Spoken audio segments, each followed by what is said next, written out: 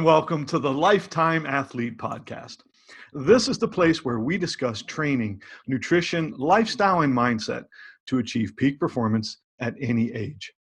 As a lifetime athlete, you embrace the natural, evolutionary athleticism of every human beast. You know that being strong, fast, agile, and durable, of not just body, but mind and spirit, allows you to be your absolute best. Of course, in sports, but also at work, in relationships, and in overall life success and happiness. Ours is an inclusive society. Everyone is and can be a lifetime athlete. But you accept that you've got to believe in yourself, see your athletic potential, and put in the work to get results. Whether you're a 16-year-old high school athlete or a grandparent wanting to play with your grandkids, the topics we cover on this podcast will help you to get your best performances while at the very same time preserving maximum health and longevity. This is also a warrior society. We fight. We band together and we fight against mediocrity and self-doubt. We stand united against poor results from inaccurate health and fitness information and ineffective programming. And we fight back against the Grim Reaper. He's going to get us all, but as lifetime athletes, we extend our chances of dying later in the journey, being healthy till the very end and going quickly. This, my friends, and I so appreciate you for being here, is the place where you become hard to kill. Hey, I'm John Zombro, physical therapist, coach, writer, and speaker in human performance, and major geek. I'm here because this is what I've done for a multi-decade career, and I'm just as passionate, hopefully as you can tell, about human performance now as the day I got started. Your success is my joy, and I'm here with the greatest co-host on podcast radio that any pod dog could ask for, the man, the myth, the legend, my bro, my coach, my bro coach, my broach, PK. Good morning, John. What a hell of an intro. Well said. What the hell got into me? I don't know. We're a society. We're fighting the Reaper. I like it. We're pod dogs. You're inspired. That's what got into you. Inspiration. Yeah, it ain't just the mint tea that I'm drinking. It's this total freaking passion for kicking ass at and for life. Indeed. It's the elixirs, the nighttime elixirs, I think. Yeah, I wake up on pod mornings just feeling even better than usual. Thanks. Yeah, buddy. Okay, so this was not tomfoolery. We were totally serious, but this is episode number 120, and it's another one of our physical therapy or PT basic shows. And today we're going to discuss stress fractures. Stress fractures. Okay, how did this pop into? Why today? Why stress fractures? We had started off with the PT basics, really Sure. laying a foundation for, helping people to understand movement analysis and thoughts on rehabilitation and maintaining their long-term health, particularly their orthopedic health. So you and I chatted about all sorts of things like posture and movement quality and different paradigms. And now we've gotten to that point where I get to start discussing common injuries or problems and ways that we can manage them most effectively. So there's going to be a lot of these things where we're going to talk about all sorts of different injuries and body areas that give people struggles and challenges as they are lifetime athletes. And today I just thought, well, I'll start with stress fractures for no real reason, although probably because many of them happen in the foot. Maybe I'm building the human rehab body from the ground up. So there's my answer. I like it. All right, carry on. Well, when you think stress fracture, first of all, you think, oh gosh, what are you speaking of? I'm not really talking about tough times that happen to all of us when we're overwhelmed with anxiety or depression, and we feel that our lives are shattering. That's a different kind of stress fracture. And a great challenge for any of us, but particularly in the presence of our current COVID-19 pandemic. So we need to do our best to avoid feeling helpless or victimized. And I'd say we have to recognize and confront negativity But maybe we don't dwell in the depths forever. You could tell from my intro, what I was feeling was a winner's mindset. It's not delusional, it's not overly positive, but it's realistic. We are, as humans, amazing organisms, and these durable human beasts will survive. And this is not a suggestion to be blindly stupid. We've got to be cautious, concerned, and follow the science closely. But we can choose to fight, as I mentioned before. Mm-hmm. We can do good work every day and patiently address the things that we can control, like helping others and maintaining our own health. So that's all I'm going to Okay. say about the coronavirus pandemic today. I don't want to make every show about how you can eat, sleep, train, and focus to combat pathogens. We've done some of that already. That's important stuff. But I want to get on with empowering you, PK, me, and hopefully every other listener, if we haven't turned you off yet, with valuable knowledge that can help you to get more from your athletic endeavors. Absolutely. I think that it's what we do. So I guess lay it on me. What is a stress fracture? Basically, it is a cracked bone. Okay. So, again, as I indicated just a moment ago, these can occur anywhere in the body, but mostly they tend to occur in the lower extremity. So we'll Mm-hmm. see that happening in various foot bones, especially the kind of the long bones of the forefoot known as the metatarsal bones. We'll see them in stress fractures in some other foot bones, but also in the long bones of the lower leg, like the tibia or fibula. Can travel up the chain to the femur and even the pelvis or lumbar spine. Interesting. So, why are they called stress fractures if it's essentially a cracked bone? How'd that come to be? Ah, yes. And I should mention also that you can get a stress fracture in your upper extremity. It's just less common. So if you have Sure. a worker who's doing a lot of repetitive, upper extremity work, or an athlete in an implement-based sport, we can see it there. But more often we're talking about that lower component of the human. Mm-hmm. So yeah. So what basically happens is I probably should do like a primer on bone anatomy. And I think I can do this with just a few words and nobody's going to fall asleep. So, so bone anatomy, we've got a couple of parts or components to the bone, and we have the hard outer layer that we would all recognize, when you kind of tap on your shin, it's hard. That's called the cortical layer of bone, and it's kind of like a shell. Then we have the more spongy inner layer, which is known as cancellous bone. And so you have this shell on the outside and this kind of inner lining, which is more of a framework where all the metabolic activity takes place, and it's shaped in kind of a lattice formation, or what we call a trabecular pattern. So you got the hard shell, and then you've got this almost like the steel frame of a skyscraper filling in beneath that. Okay. Then you go to, well, the longer bones have hollow cavities more so than some of the other ones, and that's really where the marrow is. And the marrow, primarily is a blood cell factory, and it resides within this hollow inner cavity of some of these longer bones, where it's protected. So the body's brilliant. It always puts the most important stuff in protected places.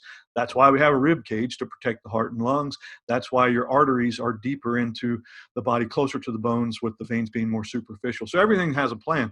That marrow produces the red and the white blood cells, the plasma, and also specialized fat and stem cells. So it's kind of doing a lot of key things for us. So that's bone in an overview. It's not static at all. It's this vibrant, living, turning over more rapidly than any other tissue in the body Hmm. component. Really? Okay. Interesting. I'm not sure. I think I went I went off in the direction. No, John, I don't think you went too deep at all. I'm just sort of absorbing that. I wouldn't have thought of bone as the most dynamic and sort of ever changing part of the human body. So you just given me a lot to think about. Yeah, it's almost like, because we are vertebrates and we have endoskeletons. If that bone wasn't always kind of, tuning up and turning over and checking itself and fortifying, we would be just these gelatinous pools of protoplasm. And who wants that? That's no good. Exactly. I think I might have seen some things like that at times, but I should stay focused because I would like to talk about, well, who gets them? So we're talking about stress fracture. It's a cracked Yeah. bone. Well, depends on the population, honestly. Okay. Generally speaking, you can say that females will have more stress fractures than males, and there's some different reasons. Again, it's population specific. So if we look at athletes, there's quite a bit of data on this. Females will have about a 50% increase in stress fracture prevalence over males, but in the military, obviously with recruits and marching being the primary cause of this, it's 3 times as much. So again, interesting. Now, a lot of the issues with females versus males, they are due to hormonal fluctuations, which we know about, and there are many hormones that are involved in metabolism, the female metabolism, and also in bone regulation. And estrogen and thyroid hormone have impacts. So we know that those things there are differences between boys and girls. We also know there are structural differences in terms of, on average, bone diameter is a little smaller in females than males, so that the bones may be, just not quite as big and strong.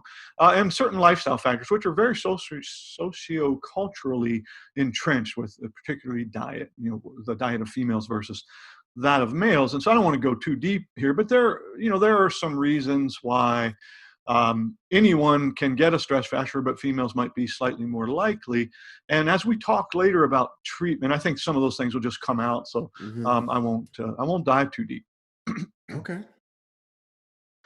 So then you get runners. So people say, who gets stress fractures? Or I would like to say that. Well, runners, I think it's almost the most common place where we see stress fractures occurring. And then you start to look at jumping and landing athletes like gymnasts, volleyball, basketball, and then in track and field, our track long jumpers, triple jumpers, high jumpers. You can pretty much see how these would be the folks who are getting that repetitive high load to the lower extremity bones in this case. Yeah, absolutely. Well, let's dive a little deeper and I'd like to learn about how like a stress fracture happens. Maybe you could break that down for us. Yeah, and I think this is a wowzer. It has always fascinated me when I kind of learned about this and started to work with many people in that stress fractures are a metabolic problem. That is not what I expected you to say. So now I have to explain it because I talked about earlier that, this bone, it's always turning over. And so that's what I mean by, there's bone metabolism there, building up, breaking down, remodeling. Well, when a bone has a stress fracture, it's because there's an imbalance. So, that endoskeleton or structure that's always uh, tearing itself down and building itself up. And so build-up's called anabolism, and that's attributed to specialized cells called osteoblasts.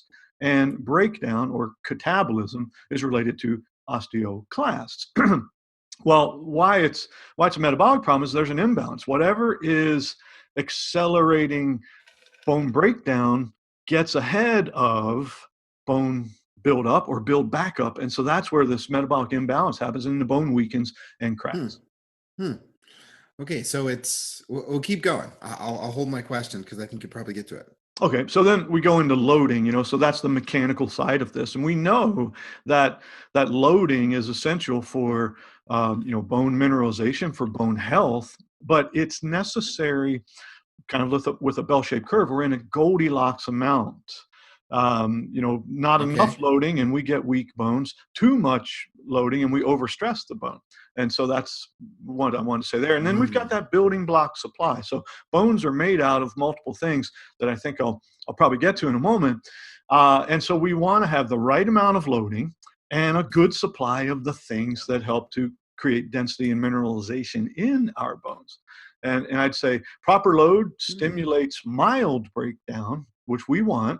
It's not bad in and of itself. And it accelerates this compensatory rebuilding.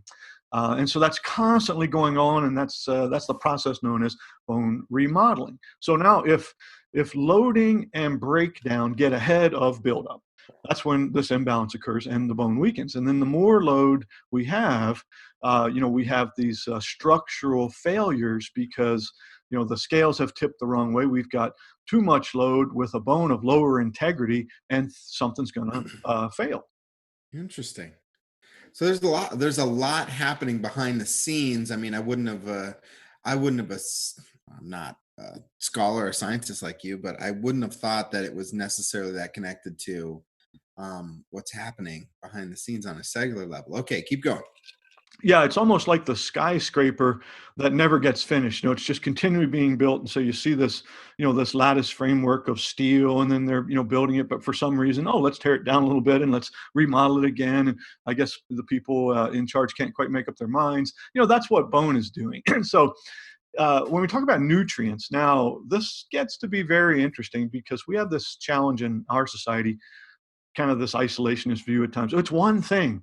It's never one thing. It's how everything works together to build the beast. And Sure. we've hit this on different topics here many times. But if we want to trigger bone mineralization, sure, we've got to have the loading, but we've got to have other things.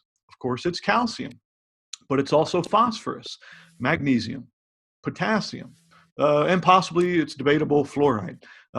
Also, it's vitamin D, and we know now definitively that sunshine is far more powerful than food or supplements for this. And it's vitamin K2, which is a catalyst in bone mineralization, and it's really only available in animal foods. And finally, it's protein.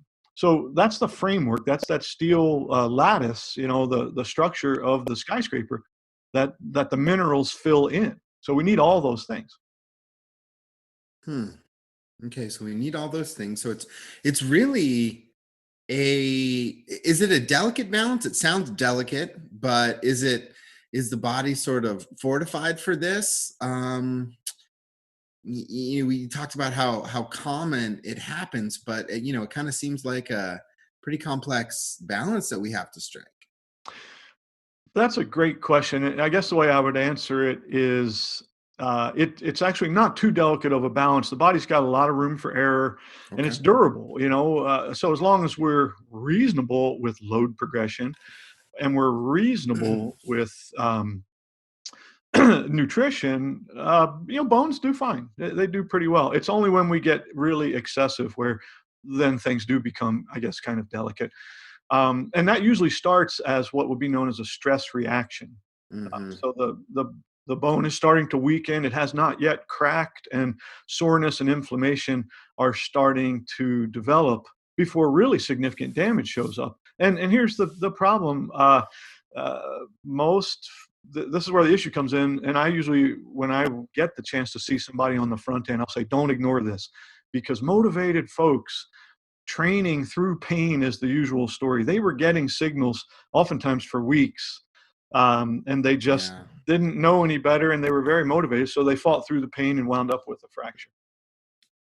Sure, and I guess that you're talking about the military folks. That's the environment that you're in, where you are literally force marching through um, the whatever pain or discomfort initially. Okay, well that absolutely makes sense. So let's talk about what's your sort of process for recovering from a stress fracture if you find yourself, um, I guess find yourself with one. Yeah, I like to break things down into some general recommendations, and then follow that up with specific suggestions in terms of let's say the nutritional support as well as the lifestyle and training. So in general, without oversimplifying, we correct the imbalance, and the body always wants to auto-regulate back to ideal or back to homeostasis. So proper bone metabolism will fix itself if we bring load down and we bring nutrition up. Okay. So first we have to take that load down, and we have to take it down to a lower and tolerable level. And this may initially require non-weight bearing and then progress accordingly. It depends is a very appropriate term to use here, because pain in this case is a decent indicator for appropriateness. And that's because the bones, that cortical bone we talked about at the beginning, it's highly innervated. You bang your shin on a piece of furniture, you know what I'm talking about. And this is a common sense protection design in the body. Again, the bone that's an essential skeleton, so it's highly innervated to let us know how it's doing. So when we're progressing from a stress fracture, we need to stay pain free or at a mild discomfort level with some things at most. Gotcha. So do you think that most laymen would be able to identify what that the stress fracture feels like in terms of like the pain or the discomfort, as opposed to, like, let's say it's, versus a sprained ankle? Is that something that you would have a PT or a doctor diagnose, or is it something that if you're feeling a sensation, you could kind of self-identify? A couple ways to answer that. First of all, the modern human with our very large brains, we have this ability to cognitively override the natural signals of the beast. And so you Hmm. see any animal that's got an injured bone, it's going to lay up, and that's the term I like to use. It finds a place where it can lay and heal and be away from predators or whatever it needs to do. We don't do that as modern humans. We're like, it's not that bad. I've got these goals. I'm not tough enough. Therefore, I will F Hmm. myself up. And this is, kind of what Hmm. happens. So there is a message, but it's not well heard. Also, here's the thing with stress fractures. Uh, they're not painful at rest until they're really bad. So a person can be at rest and feel no pain, and they only start to feel pain when they obviously start loading the bone and that starts throbbing. So it's good to work with a professional. When you have this kind of pain that it's been ruled out that it's not let's say a muscular issue or ligamentous Hmm. insufficiency, cartilage tear, whatever. It's not that difficult to do in, let's say, the PT clinic. The red flags go up, and so that's what I would say. Um, so once we get this loading down initially to heal, we need to resupply those building blocks in whatever the ideal amounts are. So ideal, I always say, it's not like mega amounts always. It's like more is always better. No, it's just we got to have enough. Whatever your body needs, that's the amount. It's that simple. And then the last thing, in a general sense, would be, well, we need to embrace temporary change and Hmm. deal with the whole, you know the stages of grief: denial, anger, bargaining, and depression, in order to get to acceptance. And this is a huge one in the stress fracture population, because a lot of times people are very motivated. Again, slightly more common in female athletes than males, and sometimes they've got the half marathon coming up or want to keep their scholarship or whatever. And there's some powerful factors to get past. Mm, absolutely. Yeah. And then that regard, it's a, it really is that might be more complex than the actual processes happening on a cellular level, just squaring with it and saying, this is where I'm at, whether I want to be or not. Yeah, I mean, it definitely gets into the coaching and counseling side of things, and it's more. It turned out to be more than I signed up for, many decades ago. But I've grown to embrace it, and I Sure. can't tell you how many times I've had that discussion with clients. And you know what? How I do it now. I mean, I try to be nice, but you got to break the news and lay it all out there. Don't be wishy washy and say, oh, maybe, possibly. No, you're done. You're going to cut down, you're going to heal, you're going to do these things, and it's going to work. And results are quick when you do the right things. It's only like 4 to 8 weeks. But when when you do it crappy, and you as a clinician or me, you're not clear, and it's a little too flexible. And the person also kind of goes off in that tangent. It takes months to get better, and a lot of times catastrophic fractures will happen because people don't take it seriously enough. Hmm. Yeah, it's funny. You're right that with our big brains we can rationalize and overpower the results. I just had the thought that if you were driving a car and one of your tires was so low that you were riding on the rim, you would fix it immediately. You would see that you'd stop, you'd fill the tire up, or you would get it fixed. And we tend to do that with our bodies, especially as you mentioned, with motivated folks. Yeah, and I mean, it could be a motivated folks, or even sometimes it's like it's the parent, and I've had a lot of that Oh, where sure. it's like little Timmy's got a stress fracture, and then mommy says, "Well, little Timmy's got a game on Saturday. Can you tape him up?" And back in the day, I used to say, "Well, like I'm going to leave that decision to you because, there's a possibility that he might be able to perform in pain, ineffectively." And compromises long-term health, but it's still a possibility. Now, I don't even say that. I'm like, no, he's done. If you don't like that, fire me and get the hell out of here because I care about this kid's long-term health. No, he ain't playing. Absolutely. And All that's, right. that's just how, when you become a wise old sage like me, you get to say stuff like that. And people don't, they're not quite as quick to tell you go to hell. But anyway, getting back to being serious here. Well, now we get into this nutritional side of things and lifestyle to kind of lump that all together. Um, well, what do we do to maximize bone healing from a stress fracture? At the risk of sounding like a broken record here on the show, where what is good for one tissue, like muscle or brain, is good for bone. It's ideal human nutrition addresses the whole organism, the mighty beast. And we've got to stop thinking about, well, I'm going to take this for my bone and this for my heart. It's this one, again, isolationist view. No, you make your whole beast optimal.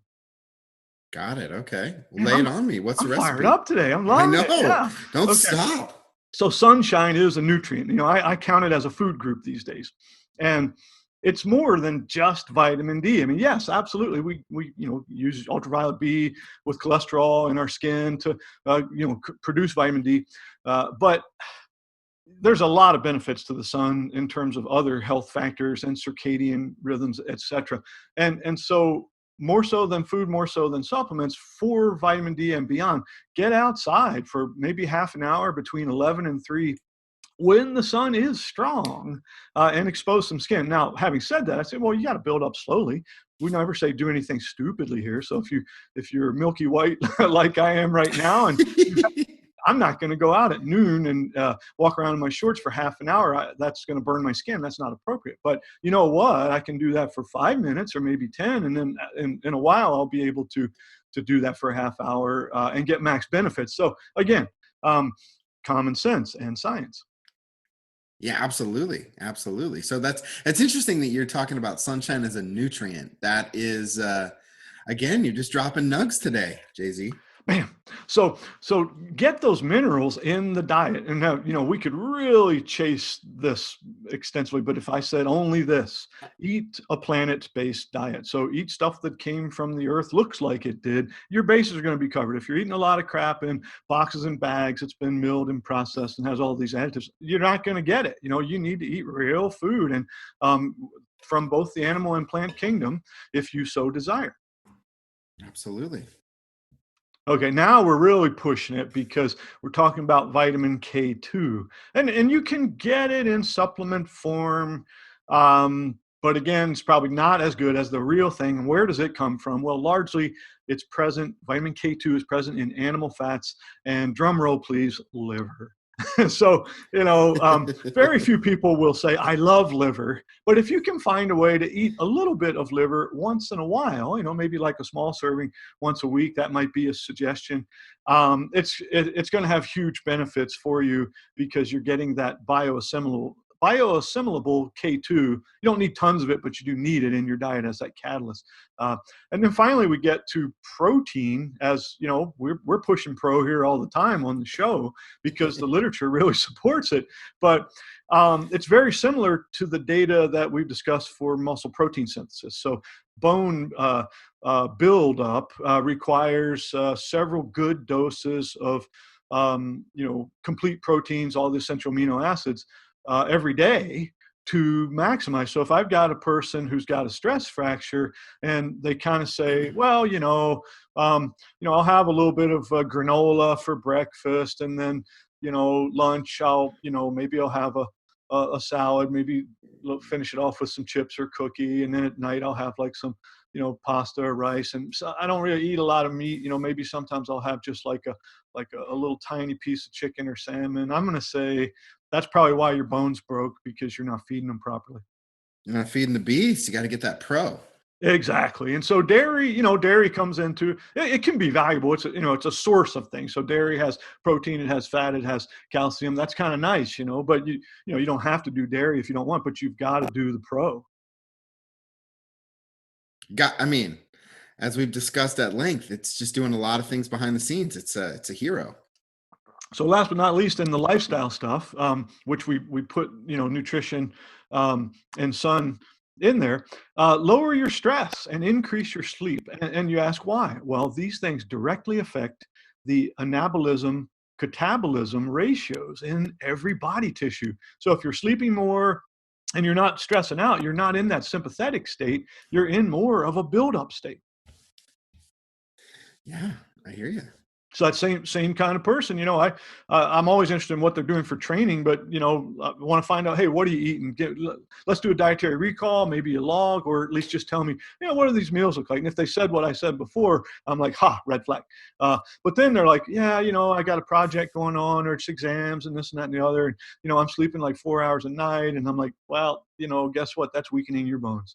And so forth, so on. Or, I just had a relationship breakup and whatever. It's like, hey, might need to recover from that and be kind to yourself and not pile on more training stress when you've got other stress that maybe you couldn't control as much. Just using a little bit of the wisdom that we try to live here at the Lifetime Athlete with. That's a wisdom nug right there. Oh God, yeah. And so how do we adjust and progress training? So this is the last thing. Yeah. And it's like the big thing, because people want to say, well, okay, I got the stress fracture. You've sort of beat me down a little bit and told me that I did it to myself, and also that now I got to start out by just not loading and go through a progression. I got to eat better. Okay. Well, as obvious as this may sound, we probably need to flow somewhat artistically from a no load to that fractured bone to a low load to a moderate load to a high progression with loading forces to the athlete. Yeah, and I think that if you were talking to me and you just could have broke the news that I didn't want to hear, painting a picture of a progression, I think would be something I wanted to hear. A plan, lay it out in front of me. This is how we're going to get to where we're going, and it's going to build. So how would you lay that out? Yeah, and I would say that the people who like to think linearly, we could say it's probably going to be 2 weeks. 2 weeks, weeks 0 to 2 is no loading, and then we go, depending upon severity, to low and so forth. So it's an 8-week process that we're looking at. I think that's ballparkish, but again, it's artistically. So again, we have to see how a person's doing, how bad they were to start with, what they're doing with all those other factors. So I always try to say, I'll give you two ideas. One is, here's the rigid one that everyone wants, not everyone, but a lot of personality types want to really be rooted in, give me some concrete information. And then the other side of it, it's more loosey goosey. It's like, well, yeah, it depends, maybe, possibly. And so, we have that. But in the early weeks, we want to allow for initial healing. And so the bone is always, that metabolism is always going on. It's never stopping. We just got to bring the load down, bring the nutrients up so we can get resolution of symptoms. And if you do that, or you or I or anyone else, literally, you can get out of pain in just a couple weeks. Do it wrong, it's going to take longer, but that's how that works. And then in the later stages, we must prepare the athlete for high force resistance. So this is again where the skill of proper rehab and training and coaching, conditioning come in. If you just said, hey, just lay up for, a month to 6 weeks till the pain's gone, and that will happen, there'll be some level of healing, and then just go out and do whatever you want. Well, that's not adequate, because then the athlete's body hasn't been brought back to full capacity, or even beyond where it was when it got injured in the first place. That's what we really need to do. Mm-hmm. That makes sense. So can you paint a picture for me and maybe an example from your past? Oh yes, I've got tons of these, as you would imagine. Sure. But let's use a female collegiate runner with a Okay. tibial stress fracture. That's the shin bone. Okay. Actual client. In fact, there have been many of them, but the one I'm thinking of, I can describe this case pretty easily. So I get called in, do an initial consult. There are complaints of pain in the lower shin, kind of on the medial aspect there, distal 1/3. And there's a classic presentation So immediately I say, well, this looks exactly like what I think it looks like, but let's make sure we follow all the appropriate channels, especially with collegiate athletes. So refer to the MD for X-rays. Uh, Comes back, diagnosis is confirmed. There's a stress Okay. fracture in the tibia. Okay, so we cover that. Now we're like, how do we manage this thing? It's pretty significant on the X-ray. So she was placed in a rocker sole AFO. That's just the boot, the big black boot that people wear The boot. sometimes. Okay. Yeah, Gotcha. Yeah. das Boot, and uh, for 4 weeks as a recommendation, which I supported, and also no crutches. So those things were decreasing loads enough that she could ambulate without pain. So we're like, okay, we're not worsening this problem, and we're also getting a little bit of loading to keep health going. So that's why that decision was made. So then I get involved with, okay, now we want to maintain conditioning as much as possible, and if you know what you're doing, it's easy to do. So we established a pool running program. Pool running is very effective at training, particularly middle distance and distance runners. It's perhaps less valuable for sprinters because of forces, but nonetheless, got our own pool running program and an upper body and trunk resistance exercise training protocol. Now, some of those things were already in place, but we dialed them up to deal with this condition. Uh, athlete was symptom free at 4 weeks. At which Okay. time, then working in conjunction with coaching staff, we initiated a grass jogging, progressive, but very limited at first, using a grass field because it's softer, and biking combo. So that's one day where she does a little bit of jogging on grass and then gets into, the gym on the bike where she can do, a bit more hard training. So we alternate that with a pool run workout the next day. So we're always keeping that conditioning going, and we're using loading beneficially. So we're offloading from excess, but we're still creating progressive loads to maximize bone density. So then we also begin slow, light, partial kind of a progression, range of motion, bilateral resistance exercise. So it's basically starting with like body weight squats and building, staying pain-free. And then we progress through to heavy load, unilateral, full range of motion work. So that'd be like a pistol squat over about 4 weeks, Mm-hmm. with the reason being, it's like, we want to go through a progression where we're strengthening that leg to be functional as well as to tolerate those running forces. Long-winded, I Absolutely. know I Okay. am. Thanks for letting me, because this is what we do in rehab and coaching. So then we did the counseling on nutrition and lifestyle, and yeah, there were a few red flags, but we kind of got through that, and I didn't get myself fired, so that happened. That was good. And then That's good. athlete returned to full training at 8 weeks. So 8 weeks post injury or post initiation of what we did here. She went back to full training, so that's regular running workouts 6 days a week, still doing some of the other things. But I stayed on for another 4 as a consultant to manage Mm-hmm. a plyometrics protocol and work in conjunction with the coach. Well, the reason being, plyometrics are basically those loading, jumping on and off boxes and the ballistic kind of stuff. Sure. That's fun stuff, actually. But it's also incredibly valuable at, um, I would say, bulletproofing, in quotations, because it's never totally possible. It's probably more valuable for making athletes resilient and durable than it is for improving performance, honestly, even though Mm-hmm. you do get some benefits there. So yeah, so did that, and then ultimately we got a great result. She actually, because of which happens a lot with runners, they get on those pool running protocols, she actually performed very well in her subsequent season, with no recurrence of pain or injury. So that was a great success story. Not all of them are quite that good, but this scenario here is not uncommon at all with college athletes, because they're compliant. They Mm-hmm. understand programming, and they really value the coaching relationship. They know that deal. However, this is not the case with many recreational runners, and it's been quite a few years since I could pull my hair out, since there is none. But they invariably start to feel good, and just they can't resist jumping into a hard 10-miler with their friends on the roads or trails, and they often re-injure, back their recovery up a month or months. I've seen it so many times, it's not even funny, like things are going well and I'm giving them information. And next time I see them, they're on crutches. And I'm like, what happened? Like, oh, I felt great. And I went out and I pounded it. And now it looks like, I've refractured and it's worse. And I might have to have surgery. But right now I'm just on a bunch of pain meds and crutches. And I'm like, ah. Well, I mean, and I'm sure you're like, we talked about this. This is a completely expected result if you don't follow the body is just democratic like that. It's got to heal. Yes, and I'm not holding back. I'm not pulling any punches today because I think it's like, gosh, this Sure. this is an avoidable problem, but it's also a very treatable problem.